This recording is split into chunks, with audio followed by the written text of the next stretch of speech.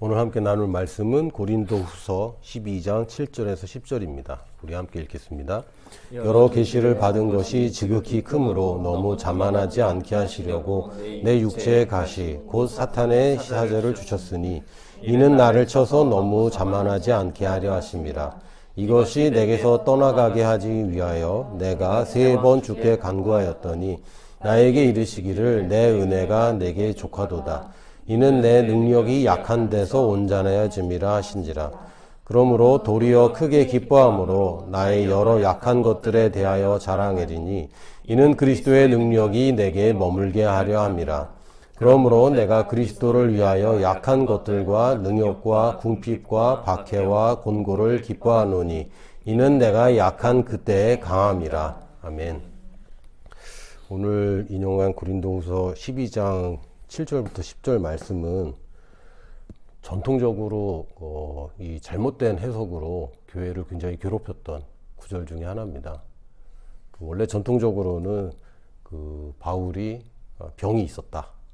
그래서 치료를 위해서 하나님께 기도했는데 하나님이 안 돼, 돌아가, 충분해 이렇게 얘기하셔서 돌아갔다는 그런 해석으로 계속 이제 많은 보수 교단에서, 복음주의 교단에서 그런 식으로 해석을 많이 해왔는데, 사실은 이게 성경적으로 문맥에 맞게 그리고 쓰여지는 단어들만 제대로 잘 찾아봐도 이게 굉장히 오역인 거를 우리가 굉장히 쉽게 할 수 있습니다. 굉장히 명백한 구절인데도 저 이해가 좀 안 돼요. 왜 계속 이렇게 설교를 하고 계속 이렇게 해올까? 성경에서는 아주 명확하게 이 앞뒤 문맥에 맞게 얘기를 하고 있는데도 사람들이 이렇게 필터링이 다 돼 있는 거죠. 저는 저희 아이들과 같이 생활하는데도 그렇고 사회생활 하면서 보니까 사람은 듣고 싶은 대로 듣더라. 그리고 이미 고정관념이 박히면 하나님 말씀도 그냥 계속 그냥 그렇게 보는 거죠. 이 육체의 가시를 질병이 아닙니다. 육체의 가시는 그냥 비유적인 표현인데 사람들이 자꾸 질병으로 했고 아주 희한한 얘기들이 많이 있어요. 바울이 안질이 있었다. 왜냐하면 다메섹 가는 길에 눈이 멀었었기 때문에 계속해서 눈에 그런 문제가 있었다. 그래서 큰 글씨로 쓰고 한 걸 보니까 시력이 굉장히 나빴던 것 같다. 근데 이건 사실 다 추측이에요. 명확하게 성경에서 말하고 있지 않은 바를 추측할 때는 저희가 굉장히 조심해야 되고, 성경에 다른 레퍼런스가 없습니다. 성경은 성경에서만 얘기하고 있는 대로 이제 풀어낼 수밖에 없고요.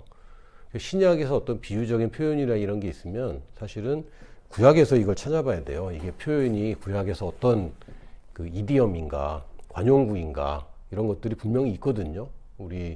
우리는 문화가 다르기 때문에 이게 쓰이지 않는 말인데도 유대인들에게는 그냥 가시 하면은 딱 떠오르는 구절들이 있어요. 이게 구약에 3번이나 비슷한 표현이, 똑같은 표현이 있습니다.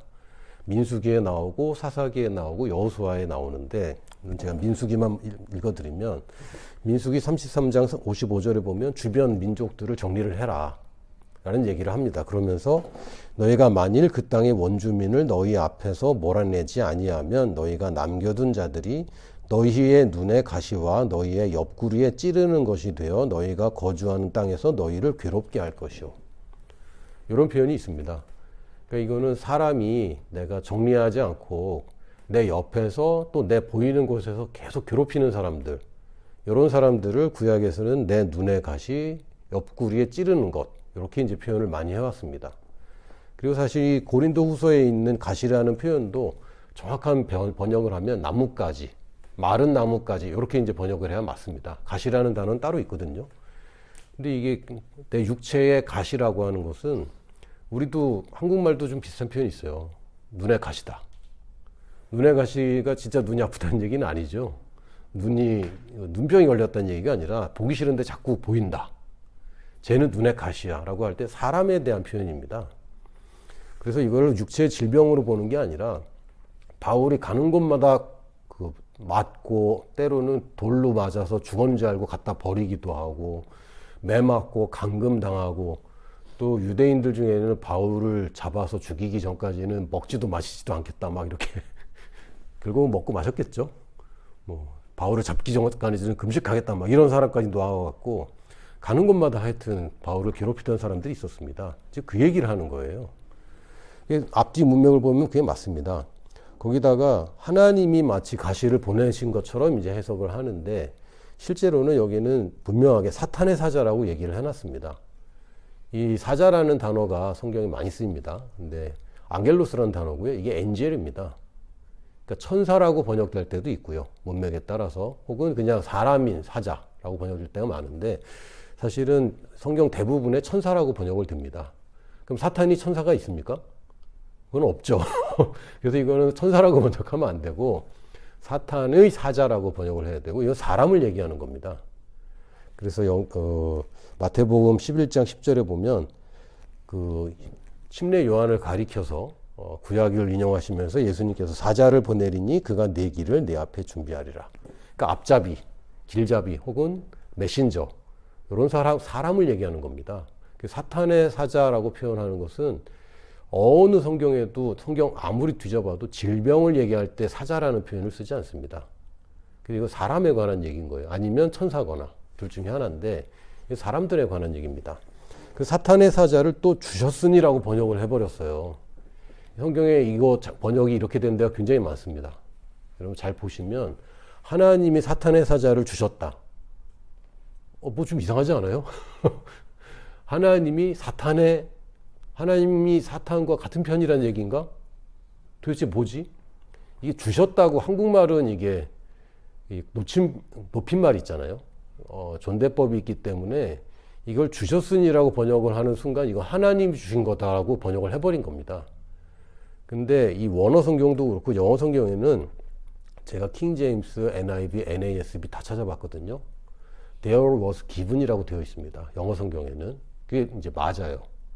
그래서 헬라어에도 그냥 given, 그냥 뭐라 그랬지? 주어졌다. 이렇게 수동태로 되어 있습니다. 그냥. 그래서 사탄의 사자라 주어졌다라고 번역을 해야 되는데, 이상하게 주셨으니, 그러니까 하나님이 바울에게 사탄의 사자 가시를 보내줬고, 그거를 바울은 너무 괴로워서 이거 좀 치워달라고 그랬는데 하나님이 안 해.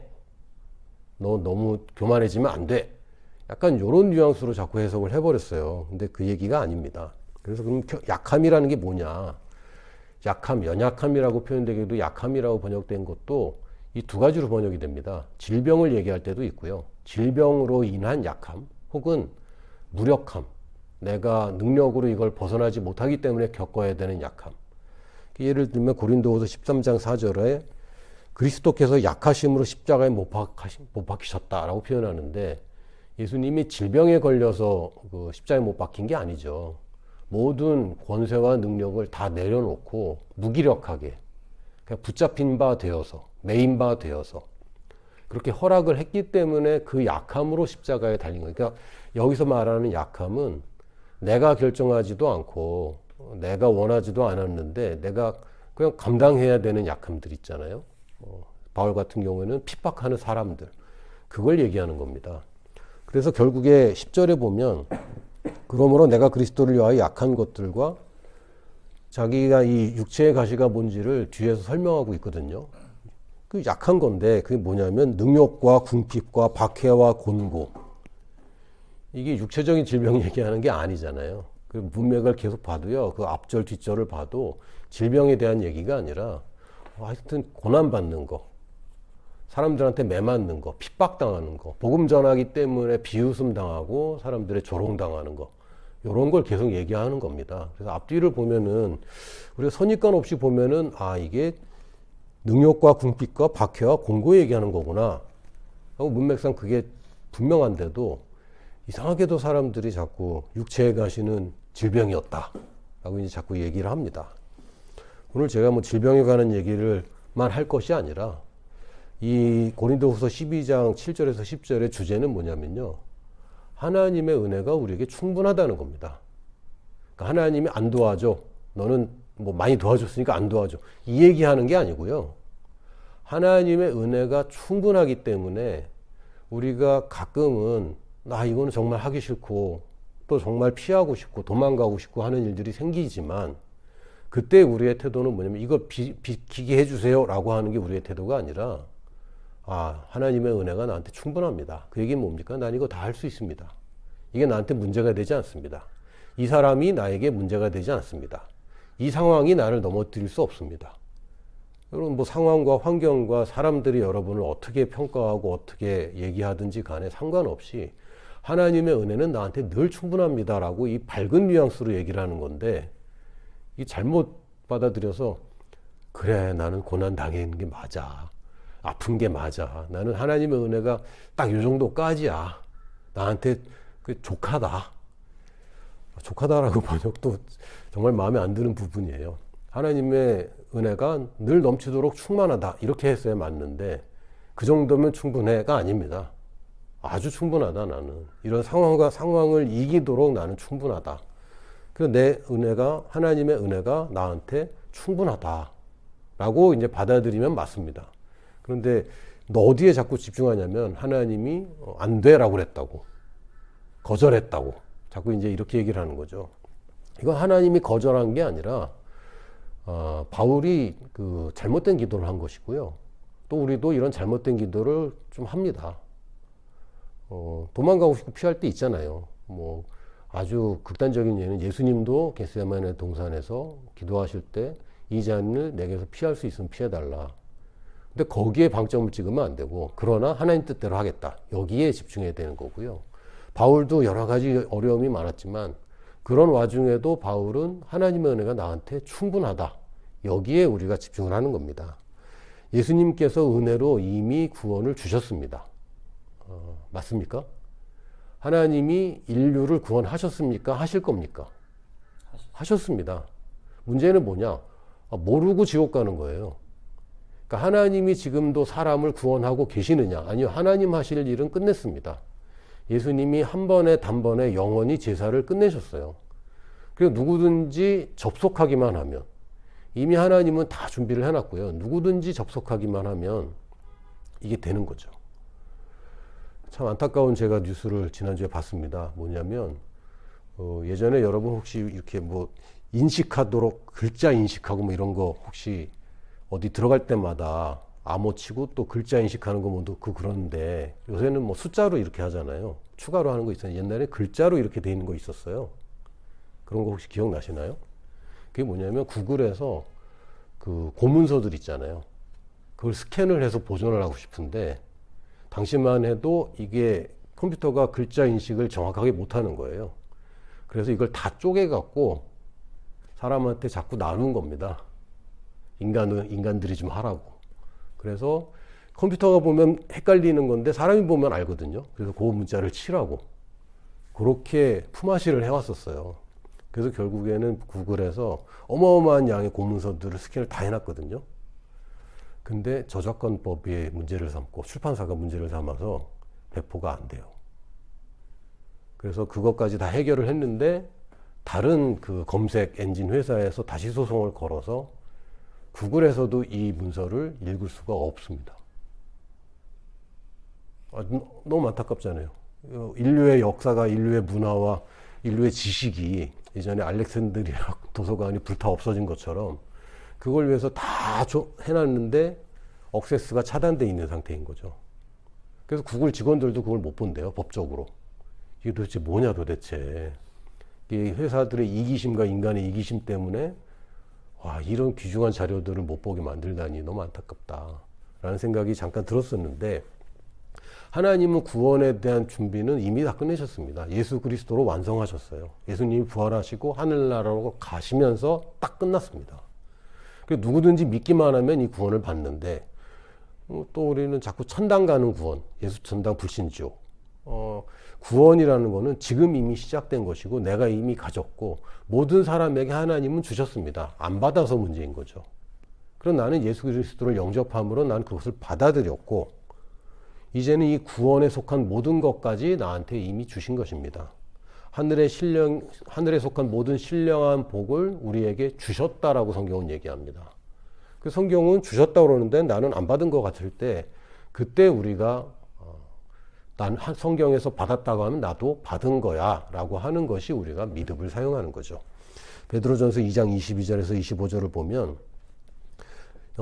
이제 여기 앞에서도 고린도후서에서는 바울이 맞은 것, 바울이 이제 매맞고 막 한 얘기가 나왔는데 여기는 예수님이 맞은 장면이 나옵니다. 그는 죄를 범하지 아니하시고 그 입에 거짓도 없으시며 욕을 당하시되 맞대어 욕하지 아니하시고 고난을 당하시되 위협하지 아니하시고 오직 공의로 심판하시는 이에게 부탁하시며 친히 나무에 달려 그 몸으로 우리 죄를 담당하셨으니 이는 우리로 죄에 대하여 죽고 의에 대하여 살게 하려 하심이라. 그가 채찍에 맞음으로 너희는 나음을 얻었나니. 여기는 번역을 잘 해놨습니다. 과거형으로 돼 있어요. 근데 이 너희는 나음을 얻었나니, 그러니까 우리는 질병에서 치유를 받았다고 얘기하는데 나는 아직 아픈 거죠. 그럴 때 우리가 뭘 선택하느냐가 이제 우리 몫입니다.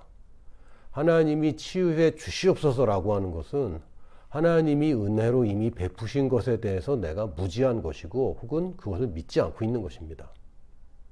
우리가 지금 가지고 있는 숙제는 뭐냐면 하나님이 이미 주신 것에 그 은혜는 나한테 충분하다. 그러니까 하나님을 졸라서 받아내려고 하는 것, 하나님이 안 줬기 때문에 내가 못 받았다고 하는 그런 오해와 무지를 벗어나서 아, 하나님은 이미 주셨구나. 단지 내가 그것을 안 믿고 있고 내 감각을 따라서 있는 거죠. 하나님의 말씀과 내 감각이 말하는 바가 서로 삼았지 아니할세. 내가 지금 하나님의 말씀보다 감각에 우위를 두고 있는 상황이기 때문에 지금 여전히 나에게는 문제가 있는 것 같고 하나님의 은혜가 나한테 충분하지 않은 것 같이 느낄 뿐입니다. 너희가 전에는 양과 같이 길을 잃었더니 이제는 너희 영혼의 목자와 감독 되신 이에게 돌아왔느니라. 우리는 돌아왔습니다. 근데 자꾸 돌아가야 될 것 같고 그런 느낌이 든다면 그거는 그냥 느낌적인 느낌일 뿐이고요. 이제는 우리가 그런 사람이 아닙니다. 구원이라는 단어는 헬라어 소테리아라는 단어예요.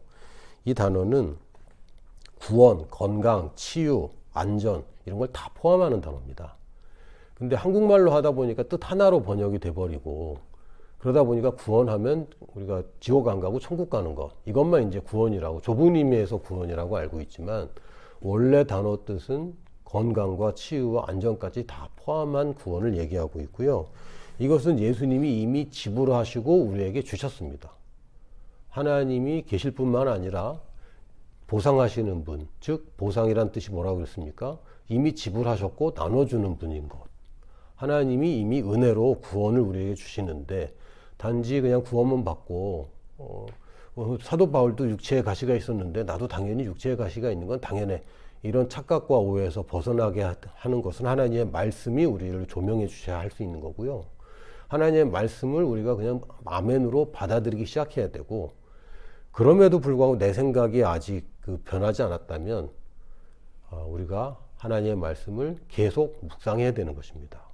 묵상은 마음속으로 생각하는 게 아니라 입으로 고백해서 내 자신이 세뇌시키는 것입니다. 그래서 내게 주신 은혜는 이미 충분하다 아니면 부족하다? 충분하다. 하나님이 이미 해주실 것은 모든 것은 다 해주셨다.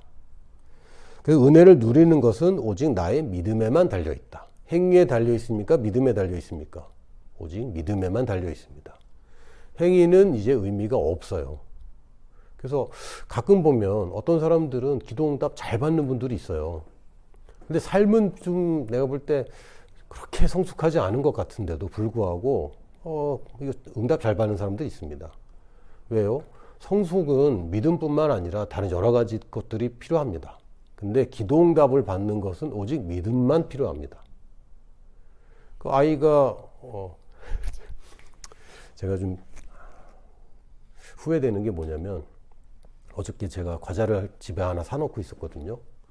말린 과일 과자가 있었는데 저희 셋째가 그걸 굉장히 좋아해요. 자기 말로는 되게 좋아하는데 자기를 달래는 거죠. 그래서 제가 거절했습니다. 그래서 계속 자기랑 나눠 먹자고 계속 거의 30분 동안 그랬는데 제가 끝까지 거절했어요.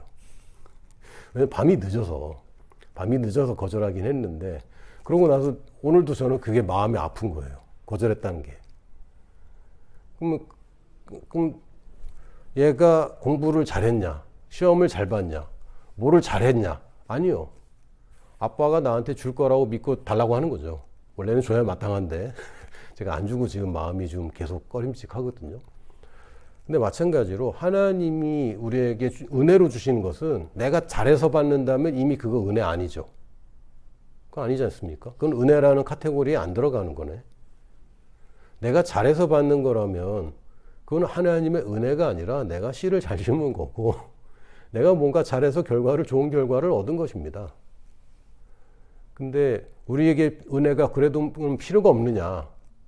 내 맘대로 내 힘대로 인생에서 모든 어려움을 이기고 살 수가 없어요. 특히 주님의 뜻을 따라가면 사도 바울은 능욕과 궁핍과 박해와 곤고라고 얘기했는데 뭐 그 정도까지는 아니더라도 주님의 뜻을 이루려고 하면 방해하는 사람이 왜 없겠습니까? 원래 이 베드로전서 2장 24절을 우리가 많이 이제 암송하고 친히 나무에 달려 그 몸으로 우리 죄를 담당하셨으니 이는 우리가 죄에 대하여 죽고 의에 대하여 살게 하려 하십니다. 그가 채찍에 맞음으로 우리가 나음을 얻었나니. 이 부분을 많이 알고 있는데 사실은 2장 20절부터 21절에도 이야기가 있습니다. 죄가 있어 매를 맞고 참으면 무슨 칭찬이 있으리요. 이거는 부르심을 따라가고 주님의 뜻대로 하다가 당하는 고난이 아니라 자기가 잘못해서 고난받는 사람들도 꽤 있거든요. 지금 현재 기독교, 교회, 크리스천들이 어떤 이미지인가, 별로 좋지 않은 이미지를 많이 갖고 있어요, 세상에. 그게 우리가 그리스도인으로 믿음으로 살기 때문에 받는 그 비난인지 아니면 기독교가 뭔가 세상에 잘못했기 때문에 받는 그런 그 부정적인 시각인지는 잘 판단해야 됩니다. 오늘 그 전국 200만 성도 모여서 같이 연합 예배를 드리자 뭐 이런 혹시 소식 들으셨어요? 오늘 시청 앞에 모여서 뭐 이렇게 한답니다. 200만이 어떻게 모일까? 근데 뭐 온라인으로도 하고 막 이렇게 하나 봐요. 그래서 거기 막 사람들 모여서 예배 드리자 막 이렇게 하고 있는데 저는 뭐 개인적으로 뭐 그런 운동 같이 막 모여서 으쌰으쌰 하자 이런 것들이 물론 뭐 그 의도 자체는 차별금지법 반대라는 그런 건데 근데 이게 세상 사람들이 볼 때 이걸 좋게 볼 것인가 아니면 또 쟤네들 또 저런 거 한다 이렇게 볼 것인가 이거 굉장히 저는 안타까워요. 그게 좋은 의미건 나쁜 의미건 간에 어떤 이게 정치적인 목소리가 되고 어떤 그 정책에 막 관여하고 싶은 그런 큰 압박이 들 때 이게 정말 우리 교회가 할 우선순위가 맞는가? 그건 정말 굉장히 고민이 됩니다. 근데 우리가 고난을 받는다고 할 때 정말 주와 복음을 위해서 고난받는 게 아닌 고난들은 사실은 저희가 잘못 심어놓은 잡초들과 잘못 심어놓은 가시덤불이 나를 찌르고 있는 거죠. 근데 그런 게 아니라 죄가 있어 매를 맞고 참으면 무슨 칭찬이 있으려? 그건 아무 칭찬 없습니다. 그러나 선을 행함으로 고난을 받고 참으면 이는 하나님 앞에 아름다우니라. 사실은 하나님의 뜻을 따라가는데 왜 이렇게 어려움이 있나요? 라고 얘기하는 것은 결국 하나님의 은혜가 충분하기 때문에 그것을 내가 이길 수 있을 뿐만 아니라 그리고 그것은 하나님 앞에 아름다운 상이 됩니다. 그러니까 만약에 나한테 그런 어려움이 전혀 없다. 그러면 하나님의 은혜도 나는 체험이 안 될 뿐만 아니라 하나님 앞에 상도 없어요. 근데 내 앞에 있는 장애물이나 또 어려운 일들이 결국에는 내가 그걸 이길 때에 하나님의 은혜를 체험하고 더 큰 은혜를 구할 수 있는 믿음을 줄 뿐만 아니라 또 결국에는 하나님 보시기에 내가 부당한 일을 당했기 때문에 하나님이 그걸 갚아줄 수밖에 없어요. 그래서 하나님이 나한테 이 사탄의 사자를 주신 것은 아니고 또 주어지는 상황에서 왜 나를 보고만 있는가 라고 우리가 좀 안타까울 때가 있는데 왜냐하면 그것은 나에게 기회이기 때문입니다. 하나님이 그 기회를 뺏어가면 안 되거든요. 내가 하나님의 능력을 체험할 수 있는 기회일 뿐만 아니라 또 결국에는 하나님의 상을 받을 수 있는 기회를 하나님이 그걸 막아서는 곤란합니다. 그러니까 하나님은 나를 위해서 지금도 은혜를 주셨고 또 지금도 돕고 계시고 나를 응원하고 계세요. 근데 마치 하나님이 나를 방관하고 있다. 그거는 내가 지금 몰라서 그런 것 뿐이고 하나님은 늘 우리를 돕고 계십니다.